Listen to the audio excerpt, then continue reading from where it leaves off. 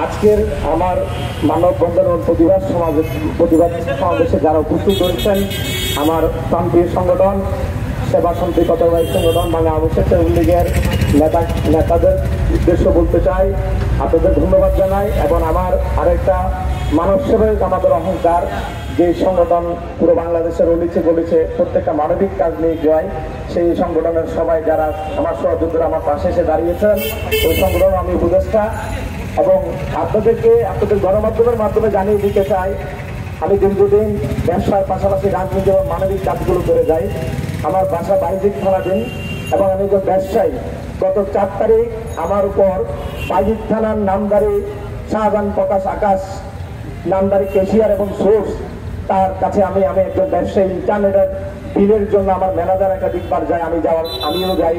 আমি টাকা নিতে তার কাছে যখন যাই আমার ইন্টারনেটের বিলের জন্য, সে আমাকে বলে আমি চাঁদাবাজ এবং তার গ্যাং দ্বারাই আমার উপরও হামলা চালায়। হামলায় আমি আহত হয়ে চট্টগ্রাম মেডিকেল কলেজ চমকে ভর্তি থাকি এবং আমি থানায় জিডি করি এবং আমি একটা সিআর মামলাও করি তার বিরুদ্ধে আমার থেকে। এবং 6 তারিখ সে আবার তার ক্যাডার বাহিনীদেরকে নিয়ে, যারা প্রতিনিধি চাঁদাবাজি করে বাইজিৎ থানার অলিতে গলিতে, সে তার চাঁদার পাট নাই কোথায়, যারা নির্মাণাধীন ঘর এবং অটোরিকশা, সিএনজি, টেম্পো, ট্রাক, এর পরবর্তীতে আপনার গাছের গাড়ি, বাসের গাড়ি এবং যারা অবৈধভাবে চোরাই তেল বিক্রি করেন, তাদের এরকম অনেক অহরহ ডকুমেন্ট আছে। এবং প্রতিটা দোকানদার যারা দিনে আনে দিনে খায়, ব্যবসা করে খায়, ওপেন সেখান থেকে চাঁদা নেয় এবং তার গ্যাং এবং সেও প্রকাশ্যে চাঁদা নেয়।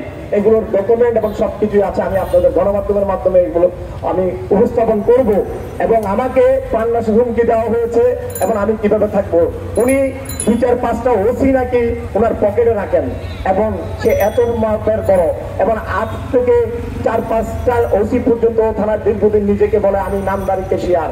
থানায় আমার জানা নাই বাংলাদেশের কোনো বই বিভাগে এরকম থানায় ক্যাশিয়ার থাকেন। এটা একটা সরকারি প্রতিষ্ঠান, এটা সেবামূলক প্রতিষ্ঠান, সেই জায়গায় আবার কিসের ক্যাশিয়ার?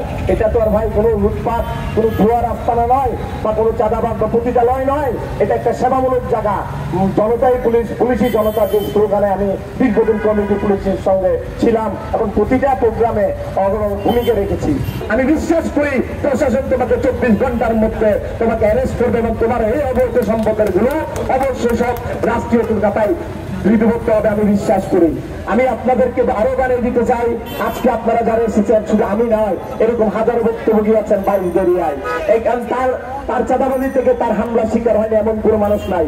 গত কিছুদিন আগে এক তেলের দোকানে সে ওপেন চাঁদা যাচ্ছে, সে পুলিশের নাম বলে ফুটেছে আছে, বলে যে আমি আমার বাপকে টাকা দিয়ে আসছি, তুই শালা দিবি না কেন?